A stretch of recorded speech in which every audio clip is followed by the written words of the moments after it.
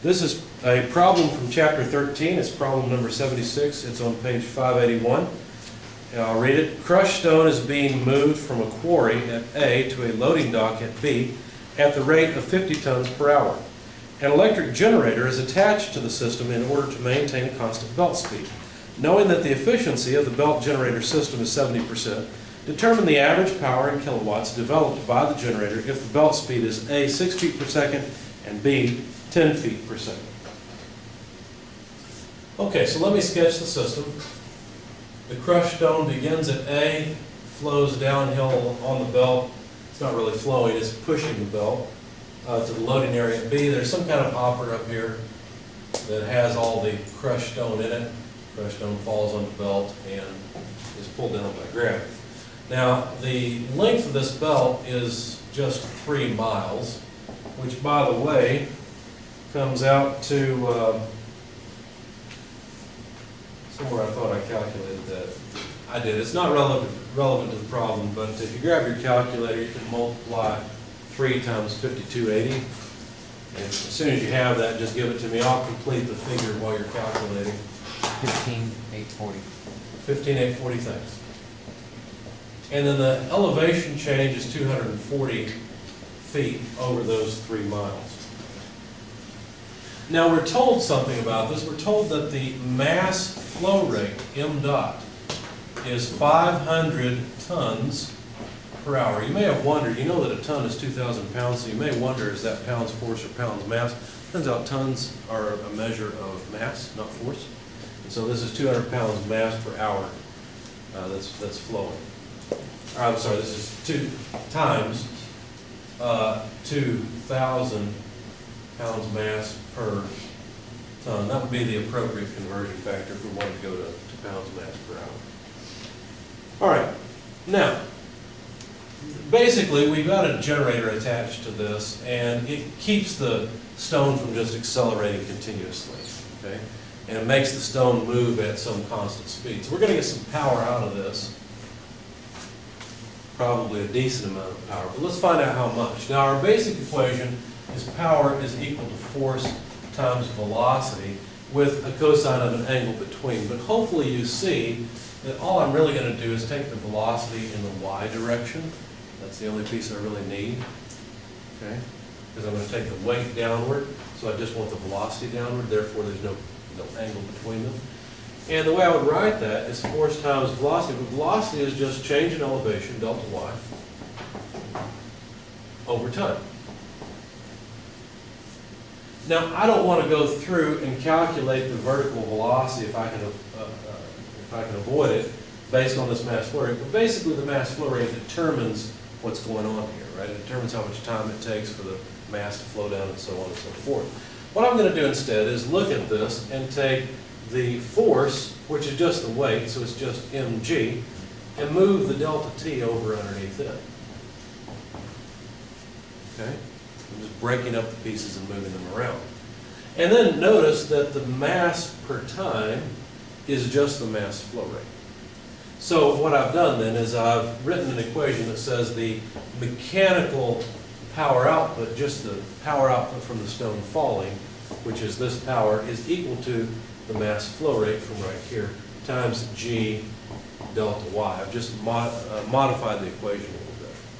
You may want to write this form down in your book next to the other form for power equals force times velocity, because it's a pretty handy form. Notice this is the change in elevation. This has to be gravity that's doing this, and it's the only way that works. But anyway, this is a pretty handy equation because it allows us to calculate the mechanical power output pretty easily. Okay, so if you take 500 times 2,000, I should be able to do that in my head because 2 5s are 10. So that gives me a 1 with 6 zeros, so this is 10 to the 6th pound mass per hour if I did my math right. Does that seem reasonable? Okay. So 10 to the 6th pound mass per hour multiplied by g. But g is 32.2 feet per second squared, right? If I plug that in, I'll have to use g sub c to convert it to pounds force. So is it okay if I just do this? Right, pounds force here instead? say that this is essentially the weight flow rate, M dot G. Okay? I guess it's okay, you're the teacher. We don't like it very much though. Okay, so anyway, delta Y is just 240 feet. And so now, notice I've got pounds force feet per hour. So I need to convert 1 hour to 3,600 seconds. I'm out of space, so let me multiply down here. 1 horsepower per 550 foot-pounds force per second. Okay, so the foot-pounds force go away, and we'll just be left with horsepower. Let's see, we need one more conversion factor though, because we need kilowatts. And so I went ahead and plugged in 0.7457 kilowatts per horsepower. Now you may wonder where the heck that came from. So go to the back of your book and look at the conversion factors. Look for power, and you'll see this conversion factor. In fact, what you'll see is 745.7 watts per horsepower. But I needed kilowatts, so I just moved the decimal place over 3. Okay, so look in the back of your book and you'll see that conversion factor. Anyway, we end up with kilowatts of power. When I plugged in the numbers, I got 90.39 kilowatts. That's not a very good 9. That's the mechanical power output. But do you think I'm going to get that much electricity out of this thing? No, the generator system is only 70% efficient. So what I have to do in order to calculate the actual power output, the electrical power output is equal to the efficiency multiplied by the, let's try again, the mechanical power input. Because see, this mechanical power all goes into the generator, and the generator produces electrical power. But the generator does not produce all 90.39 kilowatts of mechanical power into electrical power. It only produces 70% of that. So 70% of 90.39 kilowatts comes out to 63.27 kilowatts. Now, did you notice that I didn't even use the velocity? They said the velocity was 6 feet per second in part A, and part B it's 10 feet per second.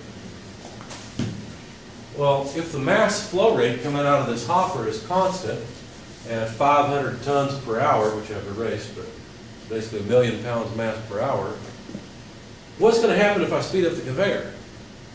Well, the level here that was thicker is just going to get thinner. Okay, so basically the height of the stone on the belt is just going to go down, right? Because the belt's just moving faster. It didn't change the flow rate at all.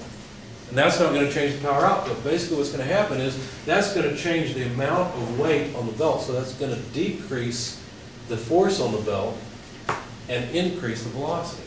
So the power output really does depend only on the mass flow rate, okay, and the height that it changes over.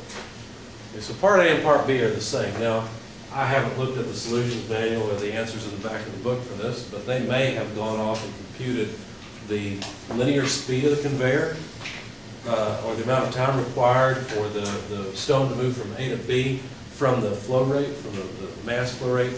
And then they may have assumed that the mass flow rate actually changed once the conveyor went to 10 feet per second. I'm not sure, I haven't looked at it.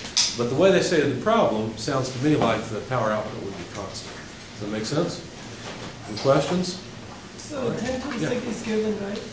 10 to the 6 is not given. They give us 500 tons per hour. Okay. But there are 2,000 pounds per ton. Okay. So multiply 2,000 by 500, you should get 1 million if I did that right. Yeah. Good question. Anything else? All right.